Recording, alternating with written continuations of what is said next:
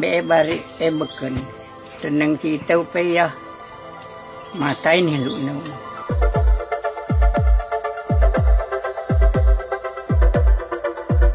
In the remaining jungle of Borneo lives a tribe of nomadic hunter-gatherers. They're known for their survival skills and for the deadly poison they use on their blowpipe darts. The Panan.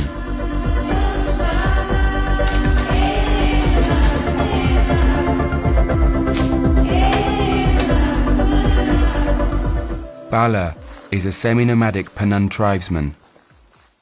He's recently had to take shelter in a village when his forest was cut down. He's using a bamboo segment as a container to fill with the deadly tajem, the poison applied to the tips of his hunting darts. The tajem tree, or Antiaris toxicaria, grows up to 40 meters high. It's widespread all over South Asia and tropical Africa. In its raw form, the sap is deadly when it enters the bloodstream, causing lethal cardiac arrhythmia. But through a special refining process, the Panan make it even more powerful. It is then fatal in less than 2 minutes, depending on the size of the prey. Bala carefully cleans the residual deadly sap from his machete. Bala pours the harvested latex into a pot made of dried leaves. He's careful to heat it at just the right distance from the flame to avoid boiling the sap. Jam kira 2 minit kenan tajam tu tunggu kelunan pe be bari e beken tenang kita upaya matain hilu na. The darts are then coated in the poisonous mixture, dried by the fire, and are ready to use. Richard is a sedentary Panan. He was born 10 years after his family was forced out of the jungle in the 90s. He works in a nearby national park. He's from one of the few villages that still has access to the untouched rainforest and reserve the right to practice traditional blowpipe hunting. They search for their favorite meat, the wild boar. It's become harder to find due to human activities around the border of the park. This squirrel got lucky. Richie has found some bamboo shoots. They'll provide a vegetarian meal for tonight.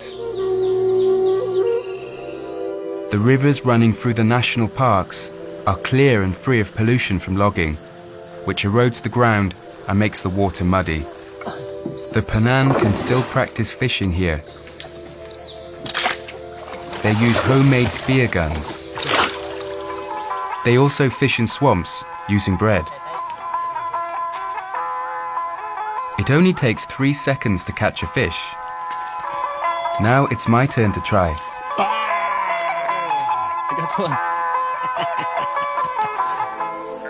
A few Panan families still live as semi-nomads in the remote jungle. Langub, a sedentary Panan, guides me to meet them. Nice to meet you. We arrive at a camp built with the help of some sedentary Panan to facilitate meetings between the nomads and their relatives who have left the forest. Saya lives here a couple of months a year. Nice to meet you. With his 2 sons, Tion and Ajay, his wife, and his 2 daughters. The Panan keep female names secret to outsiders, so they remain a mystery. For lunch, there's rice, turtle, and a mix of tapioca flour the Panan call naun, which tastes like water. Their main source of food would traditionally come from the sago palm tree. Saya and his kids are taking me to harvest its trunk. The Panan take great care not to damage the roots, so the palm will continue to thrive. The palm heart is typically made into a nutritious, non-perishable flour, but it's also eaten raw. In the few villages bordering reserved areas, the Panan have been offered jobs in the national parks and are allowed to hunt in untouched regions of rainforest. In tourist places like these, the government appears to have made an effort to build a brand new hospital. But as I'll learn later, nothing has been arranged for the Penan who've been forced to settle down in remote villages. Nyapun was one of the first Penan chiefs to be forced to settle down. He says he's probably 89 years old. The Penan used to live in the present. The canopy would hide the sky so they couldn't count moon phases or years. The spear attached to the end of his blowpipe is a reliable secondary weapon. Tribal wars are still in living memory, and encountering wild animals like giant pythons and sun bears could still be deadly.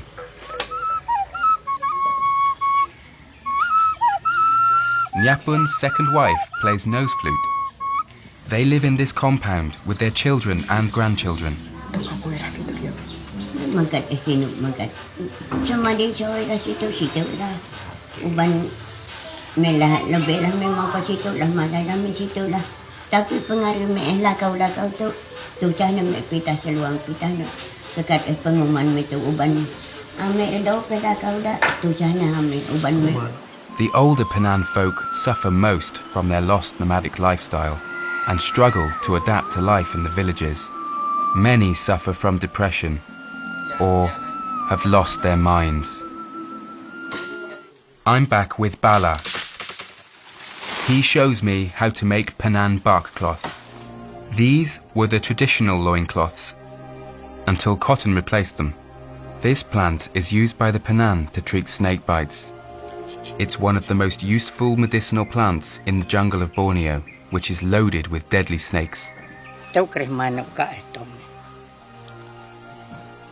Kon. Tio tenang aja, be lebe tio matai, be menarinawan matai. Like you hear the Bruno Misa before? Yes, yeah. You use this one also? Okay. This same plant saved the life of Swiss ethnologist and activist Bruno Mansa. He spent 6 years living with the Penan in the 80s, unifying and rallying them against the loggers by helping them to block logging roads. The Malaysian government put a price on his head. He disappeared in the jungle of Sarawak in 2000 following his return from Europe. He was declared dead in 2005 and remains a hero for the Penan. It is time for me to leave the Penan, a people for whom kindness, generosity and courage is a way of life.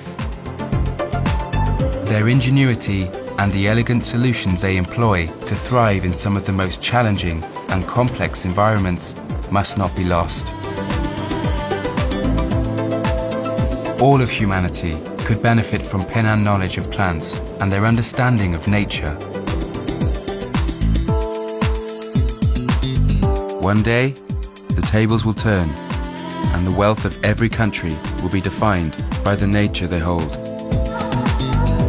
When that day comes, the last Penan families living in the wild may have left the rainforest, along with all their secrets.